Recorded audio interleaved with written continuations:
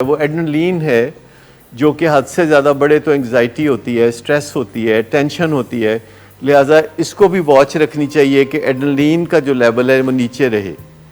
और अगर इन केमिकल्स को हम अपने लाइफस्टाइल से बना के रखें तो आप समझें कि बाहर के फ़न की बहुत ज़्यादा ज़रूरत महसूस नहीं होती।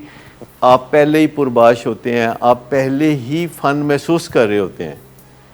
तो जो भी फ़न के तरसे हुए हैं उनको बड़े पापड़ बेलने पड़ते हैं, लेकिन जो अपने लाइफस्टाइल को सही रखते हैं उनके अंदर से ये ओवरफ्लो करता रहता है फ़न, और उनको ऐसी चीज़ों में फ़न महसूस होता है जिनको नॉर्मली बड़ी ऑर्डिनरी चीज़ समझा जाता है, जैसे कि नींद, जैसे कि वॉक या डेली रूटीन, या किसी इंसान से कोई अच्छा बोल लेना, फैमिली लाइफ, या दूसरे लोगों से काइंड होना। तो उस चीज़ से, क्योंकि मैं आपको बताऊं कि कुछ चीज़ें हैं जो हमें, अगर इस लाइफस्टाइल को हम छोड़ दें तो हम आइसोलेट होना शुरू हो जाते हैं। अगर रिलेशनशिप ख़राब हो हम अपने अपने कमरों तक महदूद हो जाते हैं। अगर हमारी खुराक ठीक ना हो हम निडाल रहने लगते हैं, दूसरे इंसानों से मेल जोल हमें अच्छा नहीं लगता।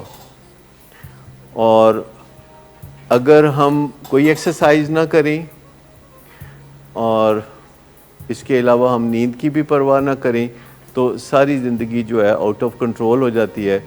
और फिर हमें आर्टिफिशियल चीज़ें चाहिए फ़न को किसी ना किसी तरीके से महसूस करने के लिए, कि मैं ये खा लूँ तो मज़ा आएगा तो फ़न होगा, या ये शॉपिंग कर लूँ तो शायद फ़न आएगा, या मैं फ़लाँ से मिलूँगा, हैंग आउट करूँगा तो मज़ा आएगा, या मैं कोई नशा करूँ तो मज़ा आएगा। लेकिन अल्टीमेटली सभी लोग इस नतीजे पे पहुंचते हैं कि ये जो बाहर हम तलाश कर रहे हैं वो हमेशा हमारी नाक के नीचे हमारे अंदर चीज़ है जिसको हम इग्नोर कर रहे होते हैं, और फिर हम आहिस्ता आहिस्ता ये बाहर की चीज़ों पे भरोसा करना शुरू होते हैं और हमें वक्ती तौर पर लगता है कि इससे कोई फ़न हो रहा है। पहली बात तो ये है कि एड्रेनलिन जो फ़्लो होती है ये हमारे दिमाग में एक बादाम जैसा छोटा सा ऑर्गन है जिसे अमिगडाला कहते हैं, और ये गुस्सा, ये बेचैनी, ये सारी चीज़ वहाँ जनरेट करती है। और अगर हम अपने माइंड से, अपने ब्रेन के साथ अपनी कम्युनिकेशन को सही रखें तो आहिस्ता आहिस्ता हमारी बेचैनियों पे हम काबू पाना शुरू कर देते हैं। फिर दूसरी बात है कि जितना आप वॉक करेंगे तो एड्रेनलिन कम फ्लो होगी और उससे भी आपको मदद मिलेगी, और जितना हम वॉक करेंगे तो डोपामीन और आपके एंडोर्फिन्स जब बढ़ेंगी तो आपके अंदर एक तवाज़न पैदा होना शुरू हो जाएगा।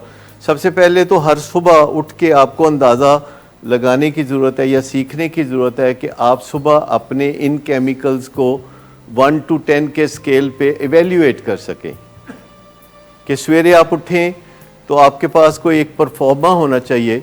अगर आप चाहें तो जो मैं परफॉर्मा यूज़ करता हूँ, जो मैंने डेवलप किया है over a period of about 25 years, तो आप उससे मदद ले सकते हैं या अपने लिए एडिट करके उसको बदल सकते हैं, क्योंकि जो मेरा परफॉर्मा है वो ज़्यादा मेरे लिए कारआमद है। उसमें खाने पीने का रिकॉर्ड रोज़ाना लिखना होता है, उसमें अपना दूसरे इंसानों से इंटरेक्शन के बारे में आपने नंबरिंग करनी होती है, उसमें आप जो कामकाज करते हैं, जो अपॉर्चुनिटीज़ आपको मिलती हैं, जो कामयाबियां आपको मिलती हैं उनका तज़किरा होता है, और जो मुश्किलात होती हैं तो उनका तज़किरा होता है। किसी से कोई हैसल है, किसी से कोई तनाज़ा है तो उसके नंबर कटते हैं, या ओवर ईटिंग करें तो उसके नंबर कट जाते हैं, या अगर कोई टाइम ज़ाया किया है तो उसके नंबर कट जाते हैं। तो वो एक परफॉर्मा है जिसको सुबह उठ के आप शुरू में 2-3 मिनट में फिल कर सकते हैं, और उसमें अल्टीमेटली जो एक नेट फिगर आती है वो स्टॉक एक्सचेंज की तरह होता है कि आपकी जो 100 इंडेक्स है वो ऊपर गया है कि नीचे गया है। आप में से पता है किसी को कि ये एक स्टॉक एक्सचेंज होती है जिसको 100 इंडेक्स कहते हैं, तो वो रोज़ाना सुबह 9 बजे जब स्टॉक एक्सचेंज शुरू होती है सेकंड में उसमें चेंजेस या तो वो ऊपर जा रही होती है या वो नीचे जा रही होती है, कई बैलेंस चल रही होती है। तो आपका क्या हाल है कि आजकल जो मुल्क के हालात हैं उसमें स्टॉक एक्सचेंज ऊपर जा रही है कि नीचे जा रही है? नीचे जा रही है। तो अगर कोई कल को खबर आ जाए कि हमारे मुल्क में पेट्रोल निकल आया, तेल निकल आया, तो स्टॉक एक्सचेंज किधर जाएगी? ऊपर जाएगी।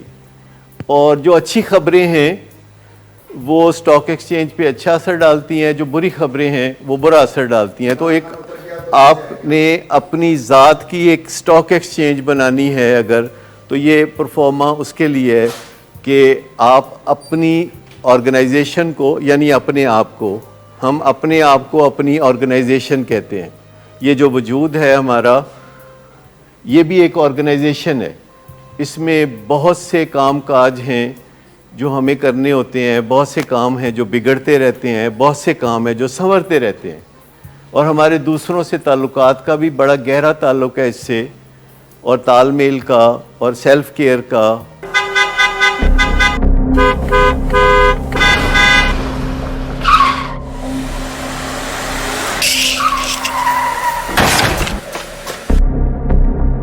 घटिया इंसान, इतनी देर से गेट क्यों खोला?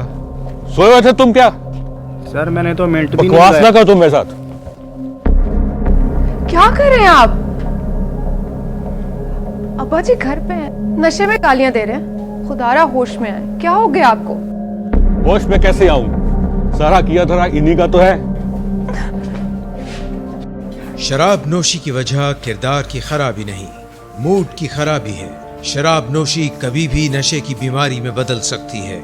नशे की बीमारी हर स्टेज पर काबिले इलाज है। मदद हासिल कीजिए, क्योंकि वो ऐसा नहीं करेगा। विलिंग वेज से मदद हासिल कीजिए, कहीं से भी मदद हासिल कीजिए, लेकिन फौरी मदद हासिल कीजिए।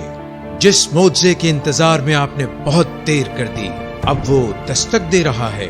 मदद हासिल कीजिए, मदद हासिल कीजिए, मदद हासिल कीजिए।